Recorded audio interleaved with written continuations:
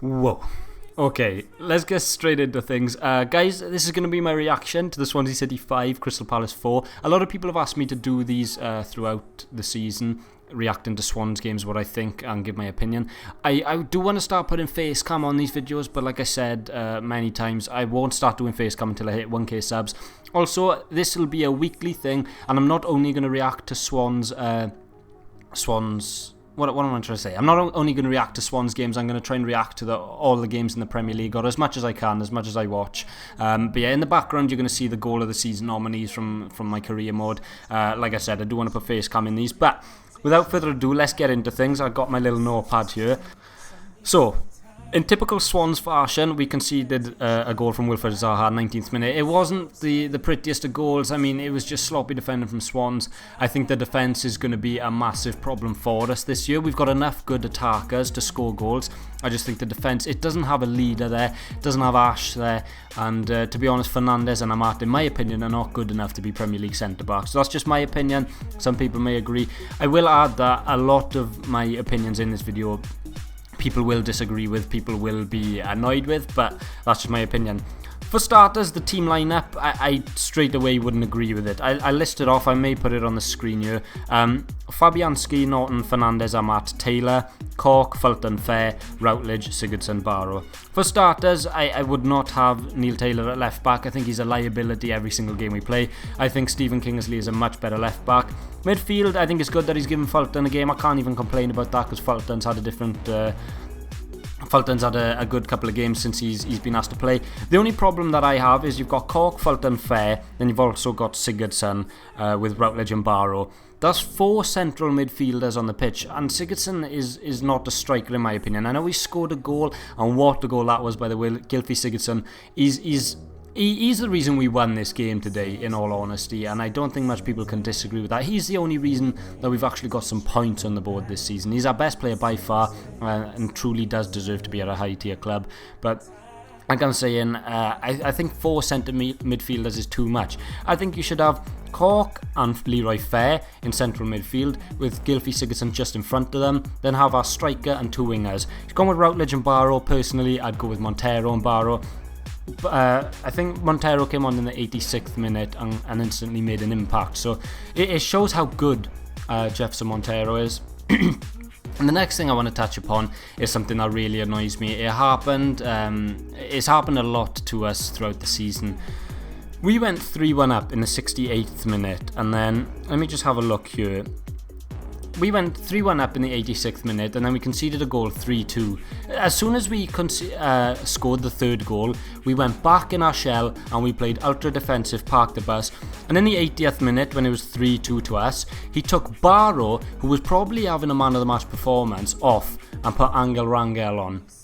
And like, in my opinion, like I said, this is going to be controversial, but in my opinion, that is the worst thing you could possibly do in a game, in my opinion.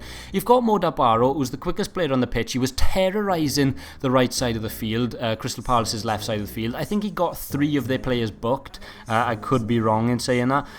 Like I was saying, he was having a storming game, took him off and put a defender on. It shows straight away that that's a negative way of thinking. Bob Bradley's thinking, we can't go out and kill this game off and score another goal. I've got to put all my players behind the ball and try and defend for the rest of the game. You can't do that in the Premier League. You can't really do it in the Championship, but especially not in the Premier League.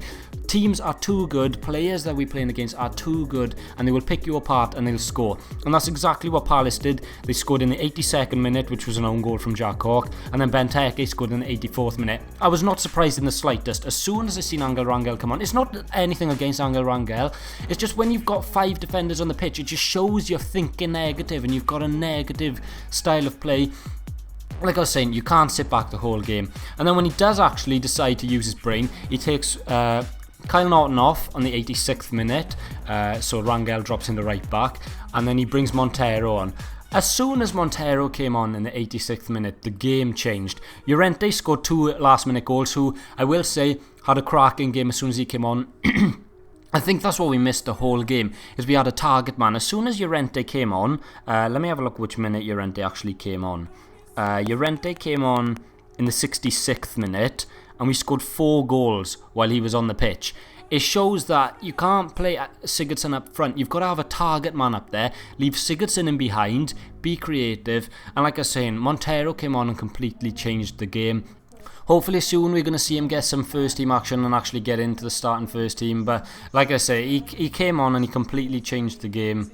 And he deserves massive credit for that from me. But man of the match, I'd probably give Gylfi Sigurdsson, as I do every single week. Barrow played phenomenal until he came off.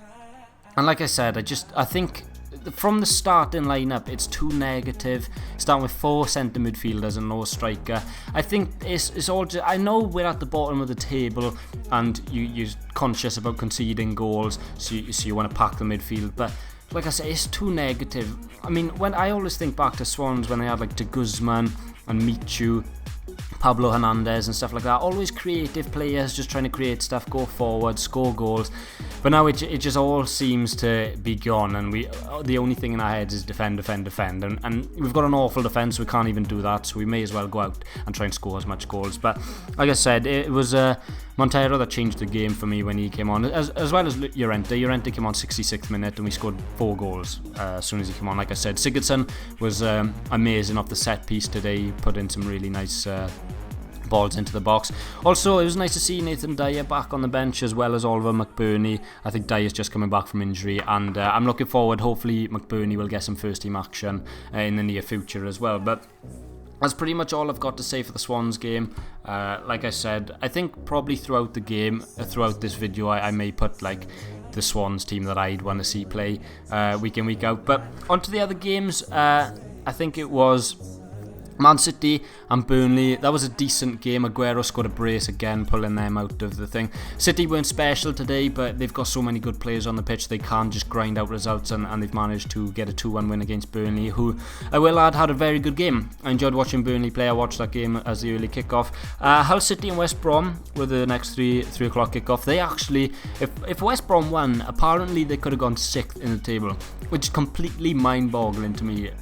But they're doing it, so fair play to them. You know, they made some good signings this season. Matty Phillips is a good player. Or was he last season? But anyway, they made some good signings, and they're doing decent in the league. Leicester managed to get a 94th minute penalty to draw against Middlesbrough. Negredo scoring 2 for Borough. I think Borough will be safe this year. I think the signings of the likes of Victor Valdez, Victor Fisher and Alvaro Negredo, 3 quality players.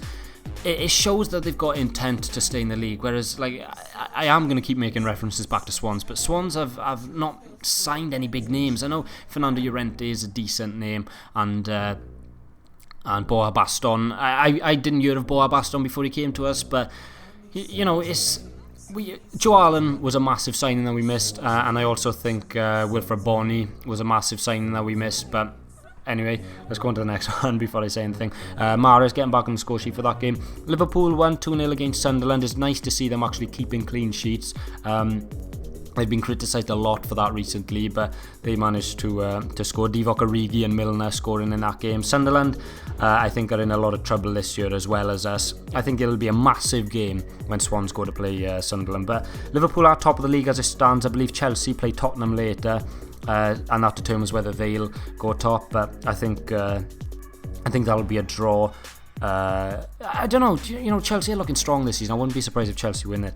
Next game is actually Swans and Palace. Nice to see Aston Villa beating Cardiff 3-1 today. That's always a plus as well. But yeah, Swans 5, Crystal Palace 4. What a game. Let me know if you want to see more of this in the future. Like I said, once I hit 1k subs, these will all be done with face cam and etc.